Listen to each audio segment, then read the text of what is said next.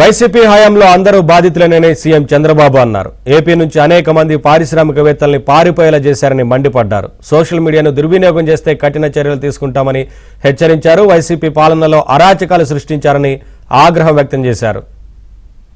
ప్రజాస్వామ్యాన్ని కాపాడాలి అని మాట్లాడినందరూ కూడా బాధితులే. నా మీద 17 కేసులు, యువగళం పైన అయితే లోకేష్ పోతామంటే ఆయన బాధ్యతే. జేసీ ప్రభాకర్ రెడ్డి పైన 66 కేసులు, కార్యకర్తలపై 2560 కేసులు, పులివర్తి నాని పైన 31 కేసులు, నేను ప్రభాకర్ పైన 48 కేసులు, దేవినేని ఉమా పైన 27 కేసులు, ఆంజనేయుల పైన 16 కేసులు, అయ్యన్న పత్రి పైన 14 కేసులు, కోన రవికుమార్ పైన 15 కేసులు, కాలువ శ్రీనివాసుల పైన 14 కేసులు. ఈ విధంగా మిమ్మల్ని కాపాడుకోవాలి. అది ఒక భయంకరమైనటువంటి పరిస్థితులు. ఒక్కొక్కరినైతే జేసీ ప్రభాకర్ని 45 సార్లు అరెస్ట్ చేశారు. చింతని ప్రభాకర్ని 15 సార్లు అరెస్ట్ చేశారు. అచ్చెన్నాయుడు అరెస్ట్ చేశారు. కొల్లు రవీంద్ర, బీసీ జనార్దన్ రెడ్డి, ఉమా, జోళిపాళ అందరినీ. నేను కూడా ఫస్ట్ విక్టిమ్ కాబట్టి మీ అందరికంటే ఎక్కువ బాధపడిన వ్యక్తిని. నాకు ఏదైనా కోపం ఉంటే, కక్ష తీర్చుకోవాలంటే ఫస్ట్ డే నేనే అరెస్ట్ చేసి ఉండాలి. మీరు గుర్తుపెట్టుకోవాలి, నాది కక్ష రాజకీయం కాదు. మళ్ళీ చెప్తున్నా. అంటే మీరు అనుకోవచ్చు మీరు ఏమైనా భయపడతారేమో అని. కాదు, ఆ విషయం కూడా చెప్తున్నా. బాధ్యత కలిగిన నాయకుడిని కాబట్టి 4వసారి మళ్ళీ ప్రజలు ముఖ్యమంత్రిగా ఎన్నుకున్నారంటే వాళ్ళు చేసిన పని మనం చేయగలిగితే ఈ రాష్ట్రానికి న్యాయం జరగదు. తప్పు చేసి నేను తప్పించుకుంటానంటే మాత్రం ఈ ప్రభుత్వంలో ఎట్టి పరిస్థితుల్లో కుదరదు. తప్పు చేసిన వాణ్ణి చట్ట ప్రకారం ఎట్టి పరిస్థితుల్లో పనిష్ చేసే బాధ్యత నేను తీసుకుంటాను.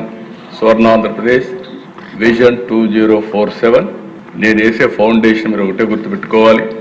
47కి భారతదేశం ప్రపంచంలో నెంబర్ 1గా ఉంటుంది. నెంబర్ 2 అయితే ఈజీగా అవుతాం, నెంబర్ 1 అవుతాం. ఆ సందర్భంలో నెంబర్ 1 రాష్ట్రంగా ఆంధ్రప్రదేశ్ ఉండాలని, ప్రపంచంలోనే తెలుగు జాతి నెంబర్ 1గా ఉండాలనేది ఈ ప్రభుత్వం యొక్క సంకల్పం. వాళ్ళందరినీ క్యారెక్టర్ అసాసినేషన్, ఆడబిడ్డల క్యారెక్టర్ అసాసినేషన్, నేను కూడా దానికి విక్టిమ్ చేశాను. మనం కూడా మనుషులు అయినప్పుడు ఒకసారి ఎమోషన్స్ ఉంటాయి, సెంటిమెంట్స్ ఉంటాయి. అలాంటి సెంటిమెంట్స్ దెబ్బతీసే పరిస్థితికి వస్తున్నారు. ఇప్పుడు కూడా అది జరుగుతూ ఉంది. దీనికి ఏ విధంగా ఉండాలనో మీరు కూడా ఐడియాస్ ఇస్తే మెంబర్స్ అందరూ. ఈ ప్రభుత్వం చాలా స్పష్టంగా ఉన్నాం. ఎట్టి పరిస్థితిలో కూడా సోషల్ మీడియా దుర్వినియోగం చేసి ఇష్టానుసారంగా చేసి వాళ్ళు మాత్రం వదిలిపెట్టే ప్రసక్తి లేదు. సోషల్ మీడియా, ఫేక్ న్యూస్ మీ మామూలుగా దిశ అన్ని జాగ్రత్తలు తీసుకుంటే నా మీద కూడా జోక్స్ చేస్తారు, ఇష్టానుసారంగా పెడతారు. ఆర్గనైజ్డ్ గ్రూప్ ఒకటి ఉంది, పేటీఎం బ్యాచెస్ ఉన్నాయి, ఎక్కడో కూర్చుంటాడు. ఒక గంట మనం ఏమారితే పెద్ద ఎత్తున వైరల్ చేసేస్తున్నారు ఫేక్ న్యూస్ అని. మళ్ళీ దానికి ఒక రబ్బర్ స్టాంప్ వేయాలి, ఇది ఫేక్ అని వేయాలి. నేను రాజకీయాలు చూశాను, నేరస్తులకి అండగా ఉండే రాజకీయాలు నేను చూడలేదు. నేర ప్రవృత్తి కలిగిన వాళ్ళే రాజకీయాలకు వచ్చేసే పరిస్థితికి వచ్చారు. ఇది చాలా డేంజర్. నేను ఎన్నోసార్లు చెప్పాను, ఎవరైతే ఇలాంటి వ్యక్తులు రాజకీయాలకు వచ్చి రాజకీయ షీల్డ్లో ముసుగులో ఇలాంటి పనులు చేసినప్పుడు ముందు ముసుగు తీయాలి, రాజకీయ ముసుగు. తర్వాత నేరస్తులుగా డీల్ చేయాల్సిన అవసరం ఉంది. అప్పుడే ప్రజలు కూడా మనల్ని కరెక్ట్గా అర్థం చేసుకుంటారు. నేరుగా గుంటూరు మిర్చి పోయి ఇష్టానుసారంగా బిహేవ్ చేయడం ఒక ఎంత భయంకరంగా అంటే, అమరావతి ఆడబిడ్డలందరూ అది అమరావతి వ్యభిచార గృహం అని చెప్పి మాట్లాడారు. Is it not character assassination?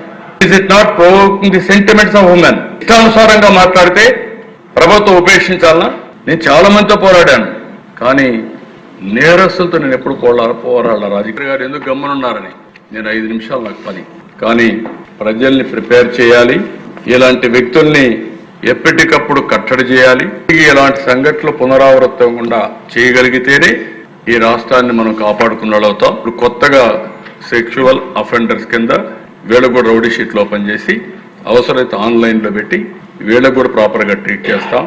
ఎవరైనా ఆడబిడ్డల జోలికి వస్తే మాత్రం డెఫినెట్గా పోలీస్ స్టేషన్లో పెడతాం, ఆన్లైన్లో పెడతాం.